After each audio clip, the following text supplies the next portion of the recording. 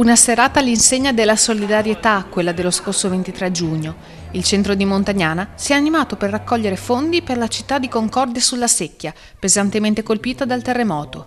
La serata è stata animata dal concerto degli 802, nota tribute band dei Nomadi, che ha dato gratuitamente la sua disponibilità all'iniziativa, e si è conclusa con l'estrazione di un prosciutto veneto offerto dal consorzio. Sulla spinta di solidarietà nel confronto del nostro territorio, il sindaco ha voluto, insieme all'associazione e al gruppo degli 802, creare questo evento per poterci consegnare direttamente il ricavato di questa serata per il nostro territorio, che andremo ad utilizzare per il recupero dell'edilizia scolastica che purtroppo abbiamo perso a seguito del sisma. Questa sera, tra l'altro, ci sarà l'estrazione di un prosciutto, che è un po' il nostro emblema territoriale, e ci sarà la distribuzione del formaggio grana.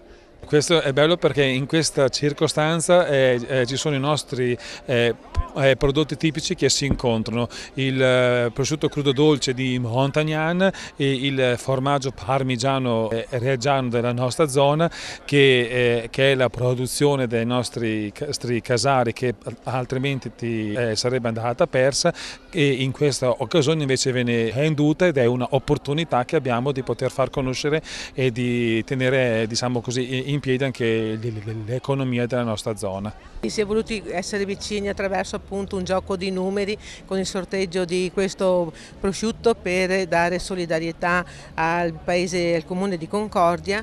Anche Credi Veneto si è unita alla comunità di Montagnana con la vendita di questo formaggio, pertanto attraverso i nostri prodotti locali, gli uni con gli altri, si è voluto mettere a disposizione quello che la generosità del paese potrà offrire. Chi volesse contribuire attivamente ad aiutare la comunità di Concordia sulla Secchia, come può fare? Abbiamo sul nostro sito del comune il nostro codice IBAN, dove uno può fare il versamento per quello che meglio crede e specificare nella causale a quale progetto vuole partecipare. E abbiamo quindi fatto un fondo speciale per la ricostruzione di Concordia, così si sa dove vanno a destinarsi le risorse che riceviamo. Abbiamo voluto, con questa iniziativa, con questa serata, con questo concerto, essere vicini ai nostri amici di Concordia. Quindi si può dire che la nostra comunità ha ricevuto tanto durante i tragici giorni dell'alluvione, e adesso noi cerchiamo di ridare la stessa solidarietà. Direi decisamente di sì. Credo che nel 2010 siamo stati provati in modo importante con questa alluvione, dove grazie all'aiuto un po' di tutti si è superato un periodo abbastanza lungo di 15 giorni sicuri di necessità. Pertanto pensiamo anche ai nostri vicini di regione. Tutto quello che è possibile fare credo sia un atto dovuto. Per tutta la serata, Credi Veneto, i suoi dipendenti e i suoi funzionari si sono resi disponibili a distribuire grana padano e parmigiano reggiano solidali. Credi Veneto si è messa a disposizione per questa causa? Sì, l'abbiamo fatto molto volentieri, anche perché noi abbiamo una filiale in provincia di Mantova che ha clienti, aziende che in qualche maniera hanno subito delle conseguenze per il terremoto, e quindi siamo stati ben felici di poter intervenire in qualche maniera ed aiutarli. Com'è nata questa idea?